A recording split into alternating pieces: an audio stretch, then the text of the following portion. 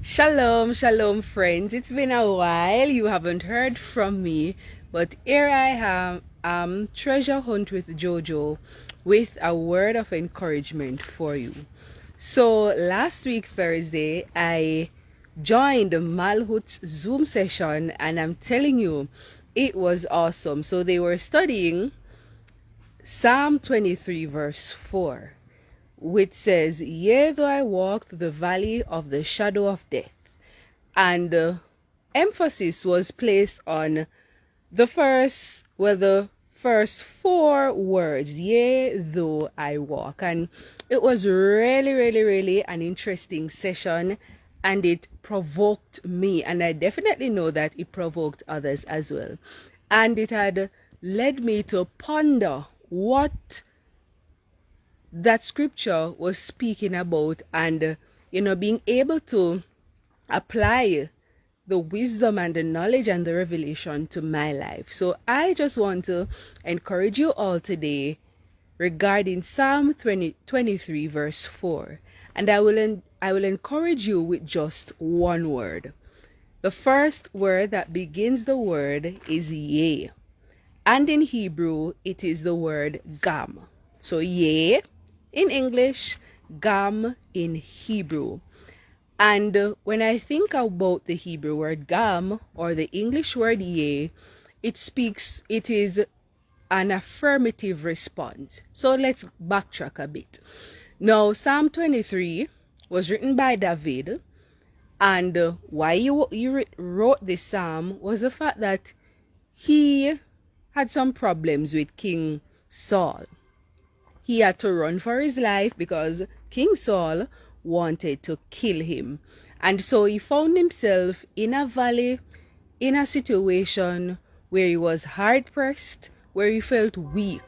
And so he cried out to God. And through his valley experience, his confidence was built. Now, one of the reasons why David would have confidently declared, "Yea, though I walk," was the fact that he knew what he was called to do. He knew that he was a man of substance and that he was a man of purpose. And so even though his life was threatened by King Saul, that didn't stop him from pursuing purpose. How many times, friends, have we been faced with valley experiences, feeling like there's no way out, feeling depressed, abandoned by friends? The only thing we can do in those moments is to cry out to God, the one who has placed his truth in us, the one whose image and likeness we bear. And so the Hebrew word gam, which is yea in Hebrew, speaks to certainty.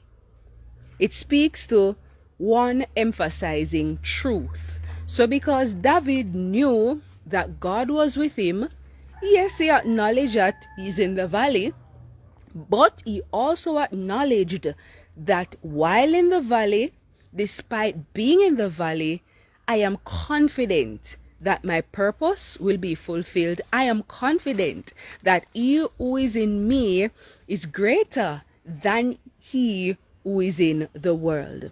Gam also speaks to progressing in truth. Now, David could have stayed in the valley, depressed, died in the valley. But because he understood that God has placed his authority in him to become king over Israel, guess what? He had to pursue the purpose that God has placed in him. And while going through the valley, he remembered that, guess what? Adonai is with me. Are you going through a valley? I want to encourage you, like David, to boldly and confidently say, "Yea, gam, certainly, while I'm in the valley, I will come out." Now, gam, yea, also speaks of moving to manifestation, moving to fruition. Friends, did you know that is in the valley we're able to identify the strengths that we have or the strengths we possess? Did you know that in our times of weakness, God strengthens us? Yes, so I want you to remember that even though you feel crushed, even though you feel hard pressed on every side, guess what? There is greater in you that you need to tap into. Because God has placed His truth in you, the valley is an opportunity for you to identify the strength of God in you and progress and pursue what He has called you to do. God has created you great. He has created you mighty.